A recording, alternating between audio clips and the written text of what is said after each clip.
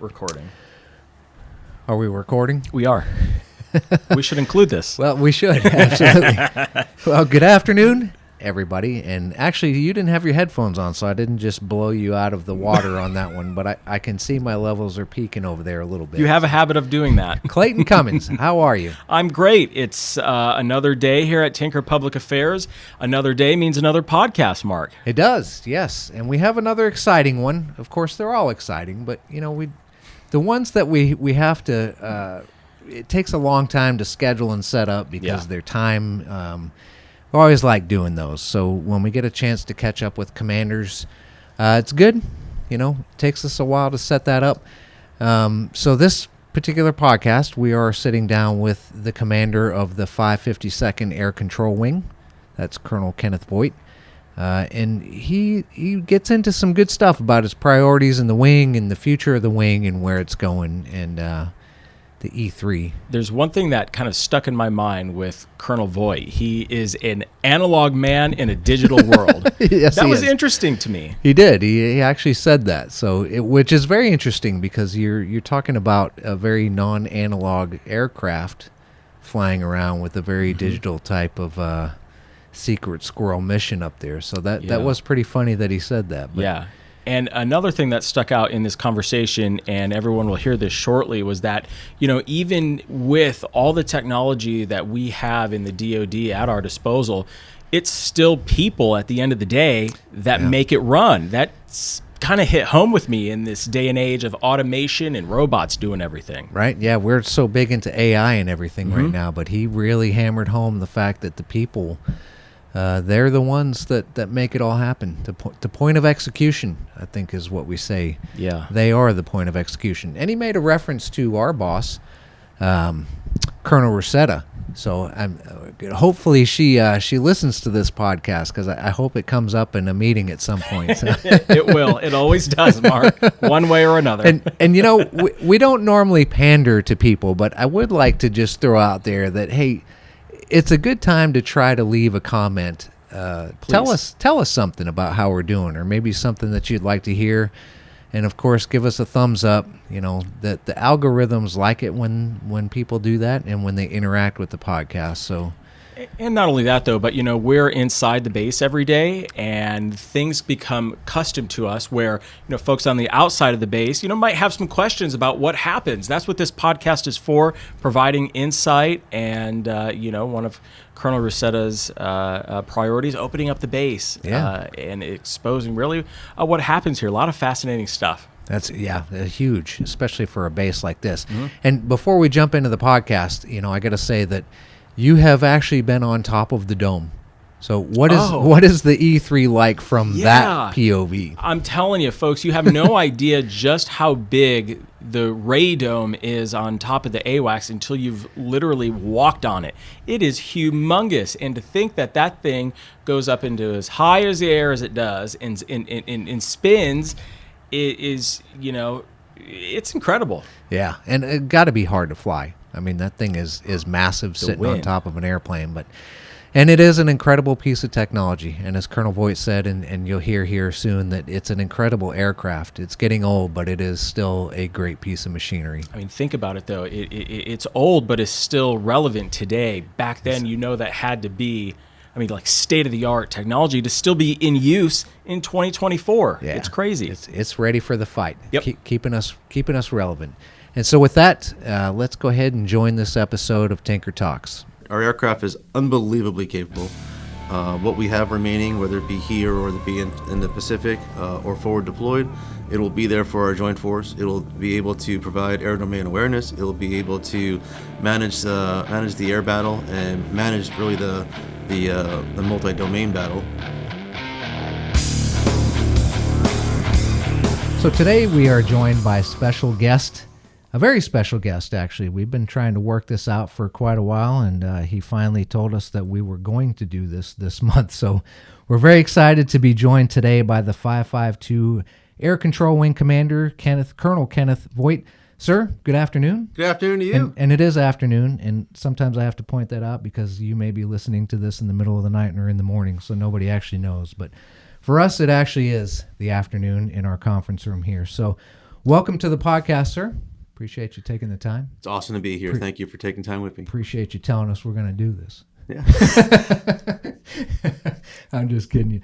So, sir, if you wouldn't mind, could you just kind of give our audience a little bit of background about yourself, maybe a brief 200-word or less on your career? Not Absolutely. That you could probably do that. I'll start reading from my script. It's All about right. 7 pages, and here we go. I like it. Little notebook. No, so I grew up in Long Island, New York. I'm one of 3 boys in a Italian-German family on Long Island. So my younger brother is a Marine, my older brother is a music educator, and I'm the one that decided to go into the Air Force. There you go. I got commissioned in '99. I've been doing air battle management ever since. So I have close to 2,400 hours on the E-3 AWACS. I have over 5 years on the CRC, the Control and Reporting Center, so our mobile ground-based unit. Mm-hmm. And then I have the rest of my time either on certain staffs, whether it be Indo-PACOM, Air Staff, or ACC, or serving in an Air Operations Center, either here at CONUS or overseas. Awesome.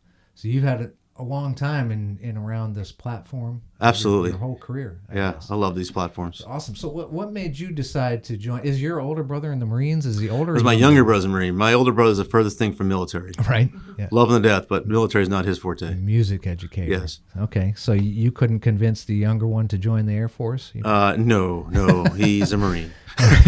Full up.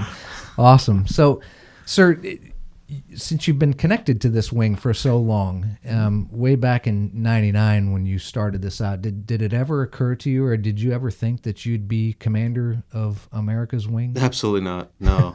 Let's see. Lieutenant Voigt, if he saw Colonel Voigt today, would be shocked. Right. 1, at the hairline, but 2, at the fact of the job. It's amazing to me that I get to be America's wing commander. It's the 552 is I've been in and out of the 552 4 times. I've been here since I was a lieutenant. Just the thought of me being the commander of the 552 is just crazy. It's quite a wing. Were you here after 9/11? I was actually for September 11th, 2001. I reported early. It was the 4 o'clock show time for a 5 o'clock sim. It was my mission qualification sim, so I was just learning how to finish this job out. I was finishing up in the training unit, and I was about to step over to my line squadron that afternoon. And we were finishing the first half of the sim, getting ready to go to the second half, and all of a sudden security forces were in our sim area, which is very odd. Right. And they're taping up the doors. I'm like, this is really odd. And then I was on one of the banks of the E3 sim consoles where you can reach us, and security force tech sergeant leaned over to me and said, hey, plane went into a twin tower, another one into the Pentagon, we're at threat on Delta. And we were doing a red flag scenario, and the only thing in my head was, that is the weirdest input for a red flag. But okay, we'll go with it. I thought it was part of the sim. It wasn't until we got done with the sim, we walked outside and saw what was going on, like, holy cow, something really bad happened. So it was a surreal moment. So I went right from training right into post 9/11 world. That is wild, and the fact that I'm sure you've gotten to see the general that was a commander back then, who's still here. General Robinson's still around. Yep. Yeah. His stories. I lived half those. Yeah. And they're very surreal moments. Yes. That's so wild. That's small wing. I mean, it's a big wing, but small. How a lot of you have been around that long and still been associated with it. That's the beauty of the Air Force. The longer you stay in, the smaller it gets. Yeah, that's very true. And so did you know back then, or do you know now, like, how significant is this wing to the DoD, actually, not just the Air Force, but yeah, I didn't know it back then. I didn't know why we were called America's Wing back then. And I subsequently deployed less than 3 weeks later from hitting my line squadron. I was over the skies of Afghanistan. Wow. On a combat crew. Or I was doing noble eagle operations off the East Coast, which when there was no one flying in America and you're flying a radar platform, it's very, very, very weird and surreal. After coming in and out of this wing, whether doing mobile ground command and control or doing it airborne, you realize that, or I came to realize, like, why we're called America's Wing. It's not just a nice catchphrase to put on the bottom of a memo or the bottom of our marquee. Right. America's joint force does not go to combat without air power and the ability to get air superiority. It just doesn't happen. Right. And you don't have air power and air superiority without mobile command and control. So we are at the heart of anything that's going to happen for America's forces or the joint forces. So it's amazing. It's an awesome responsibility. It's amazing to be able to look back and go, from my time in the service, no matter what was the major flare-up, this wing was a part of it. Right. And that goes through all the way to today.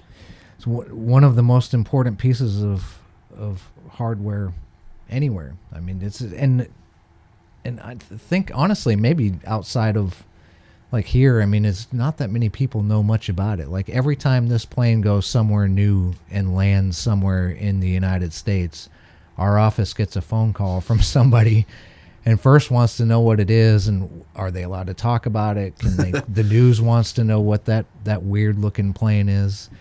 It's pretty amazing. And in the ops tempo, I think one thing that's always surprised me so much about this particular wing was the ops tempo. Like, you guys are really, really busy.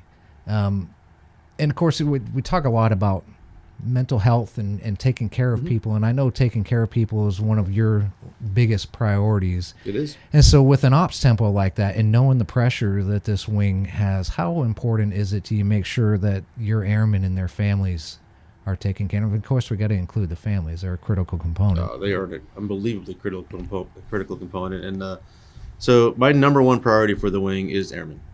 And that's just not taking care of the individual airmen. It's the airmen and the airmen's family. And one part of that priority we have in our wing, we call it the resiliency line of effort. And in that line of effort, we look at how do we build our leaders to be able to have the difficult conversations with our airmen to make sure that they're okay. Right. And it's not an easy thing, and it's not a natural thing to walk up to somebody and ask them, "Are you okay?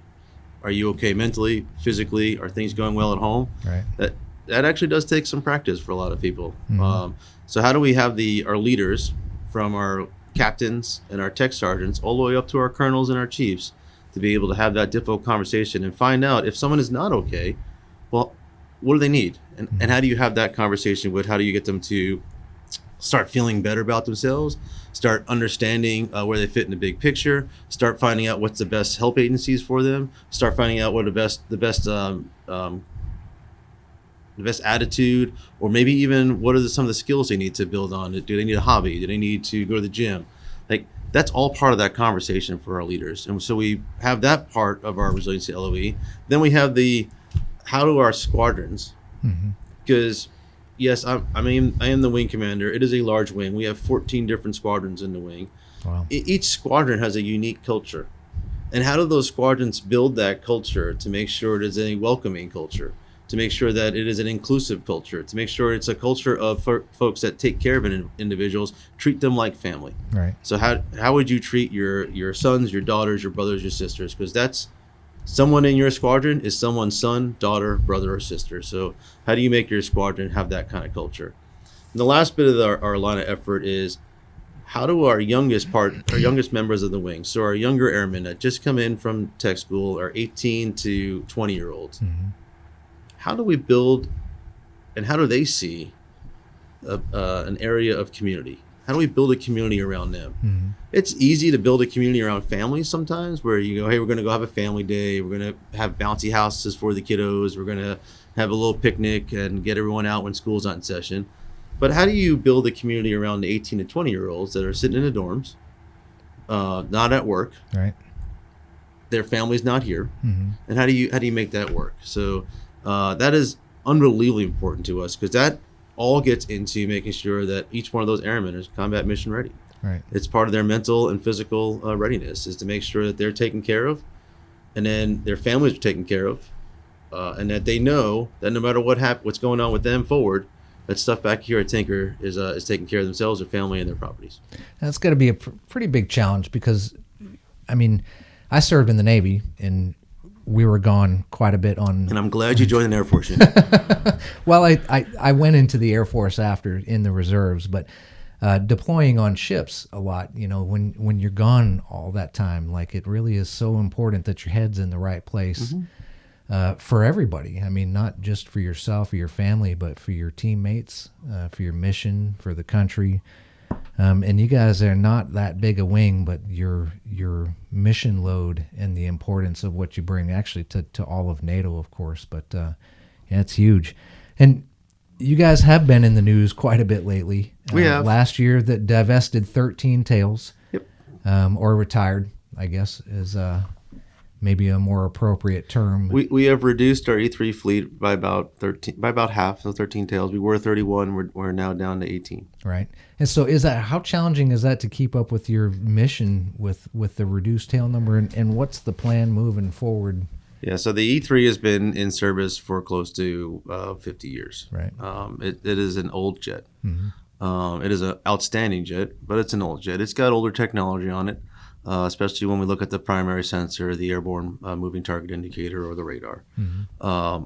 What we look at on our reduction in the fleet really was to make sure that we can optimize the parts we have to keep what is flyable. Right. So 50-year-old aircraft, 50-year-old parts, some of them are very difficult to come by. And without some of them, the aircraft isn't flying. Like without the engines, it's just a very large static display. So we're using the jets that we retired to make sure that we have enough supply to keep the jets that we have flying until the next jet comes online. Right. So that's really what the plan is moving forward. Our aircraft is unbelievably capable. What we have remaining, whether it be here or it be in the Pacific or forward deployed, it will be there for our joint force. It will be able to provide air domain awareness. It will be able to manage the air battle and manage really the multi-domain battle. However, it's still an old aircraft. Right. So we are making sure we can manage it as long as possible in order to bring the next platform online. And we talk about the maintaining this platform, and I mean, what could you say about your maintainers over there? They're miracle workers, right? They're absolute miracle workers. When you look at what they're able to do with this aircraft, I mean, it'd be easy to sit and let's have a brand new aircraft and it's got a great launch and recovery rate.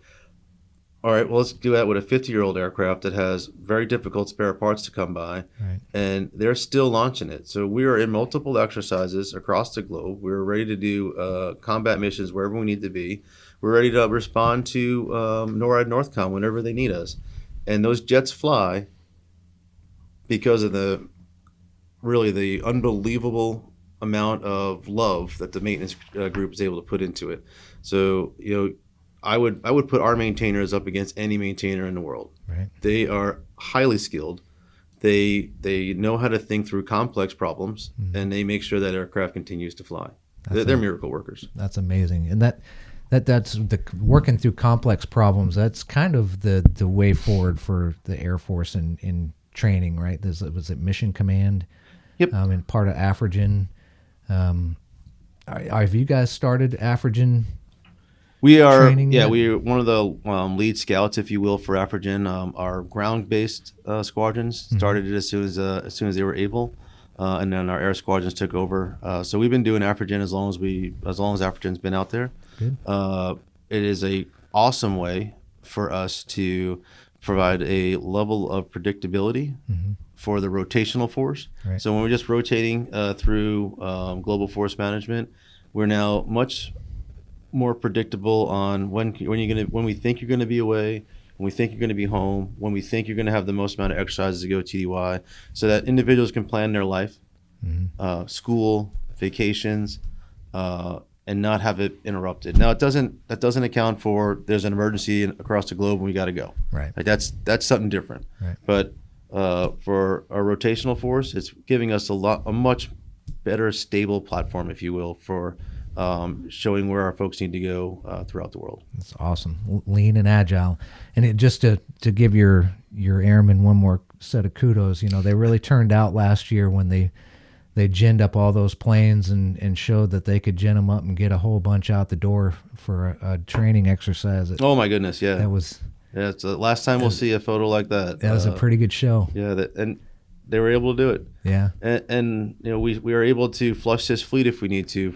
We do it sometimes just for weather flush or for training. So right. those airmen can make those aircraft fly. and that they have not decided. I mean, we know that the next platform's the E7, but no base chosen yet. I think no, the Secretary of the Air Force hasn't made the decision on that yet. There's a lot of studies that go into where an aircraft will base out of.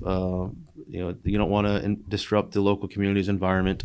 Right. And you got to make sure that we're able to sustain operations out of it. So, the Air Staff and the Secretariat's staff is working on that. Right. And probably a lot in the local community too. Absolutely. And then we talk about that. You see, like all around this base, like generally, most people that aren't here on this base seem to think that the E3 and the 552 is Tinker Air Force Base. I mean, there are statues. I think that way. I'm just kidding. I'm kidding if Abby's listening to this.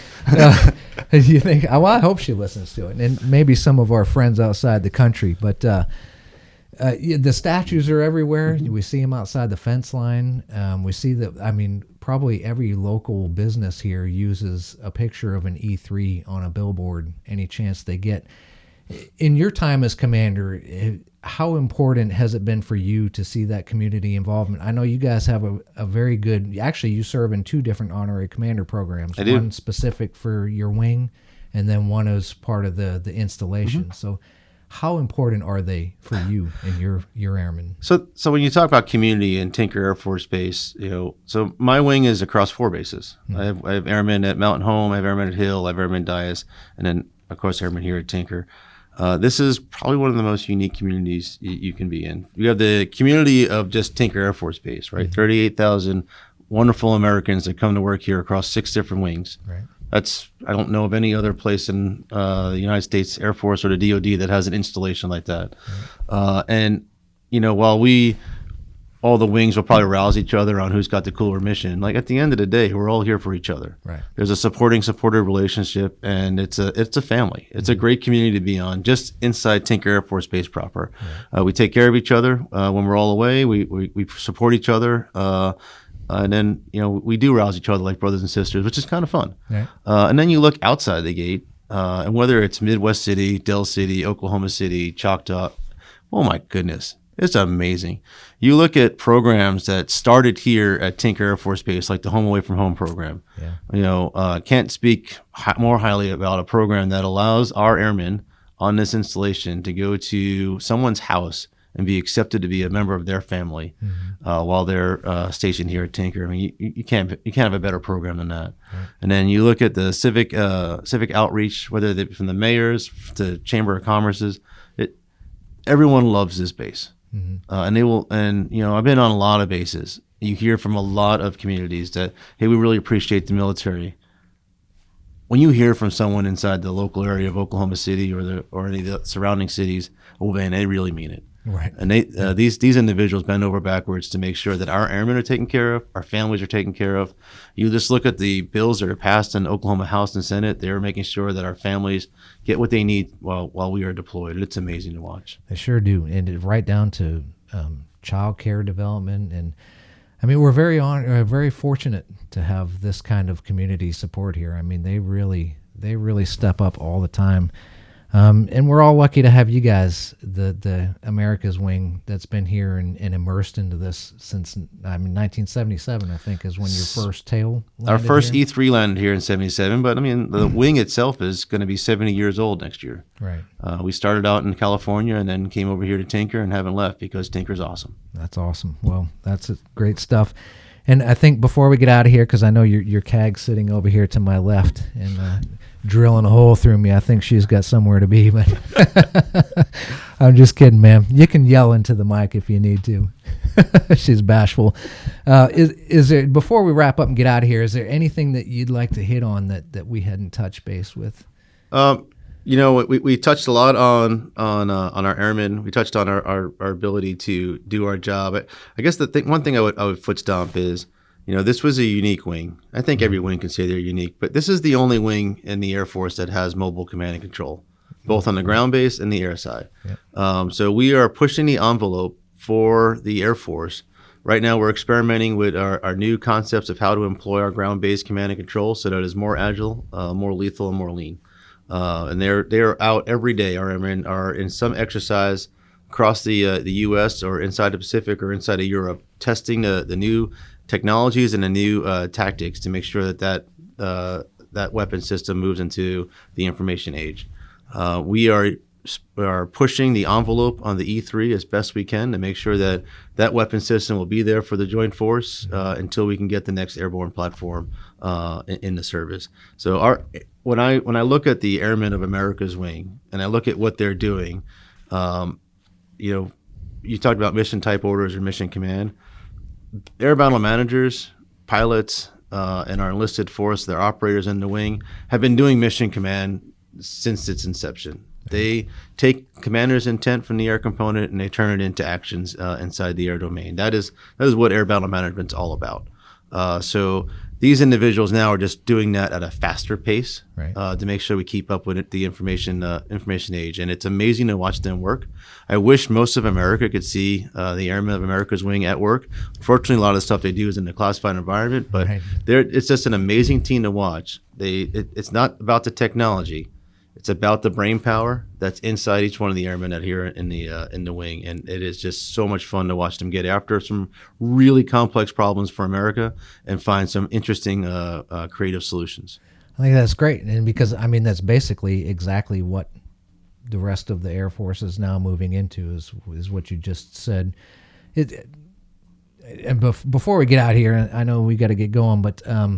You talk about the speed and complexity of all the things in the radar systems that these people are working. Is it beneficial that it might be a younger generation that's moving in to take that, or how do you combine the younger generation with the older generation? Because I know my generation, we're not used to working at a speed that these systems probably move at. Yeah, I'm an analog individual in a digital world, but.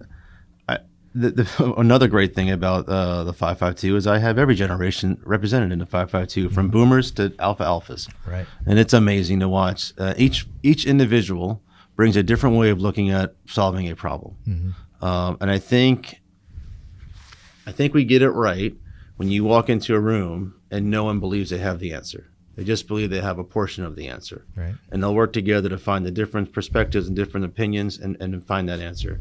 Our younger generation thinks at a different speed. Time's just a different variable for them than some of our older generations, our Gen X's, our Gen Z's.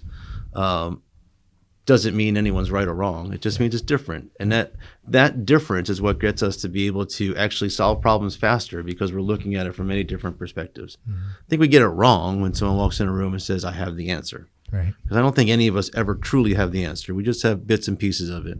And watching this wing understand that and be able to get through the paces and the trials and the opportunities it's awesome. It's the best part about being a commander. Well, it's a good thing to have too, and I think it says a lot about the leadership of the wing that's able to take. I think Chief Bass said to us on our podcast not long ago, there's like 6 generations of people serving actively in the Air Force right now. That just blew my mind, but it sounds like America's wing is right there. You've got every generation represented, but it does take good leadership and a strong plan to bring all of that together and find the way to mesh it all together to be so effective. And there's no question that you guys are incredibly effective because of what you do every day and how much they're up flying. The wing is blessed to have great squadron commanders and great senior enlisted leaders that are taking these airmen to where they need to be. So it's awesome. It's awesome. And so, sir, with that, I think that's a great place to wrap up. And thanks again for taking time out of your day. Anytime. I know it takes a lot to get you over here into our fine little area here, our fine conference room in CAG. Thanks for sticking along, and hope you got some good notes. And so with that, we're going to leave you for this edition of Tinker Talks. We'll see you next time.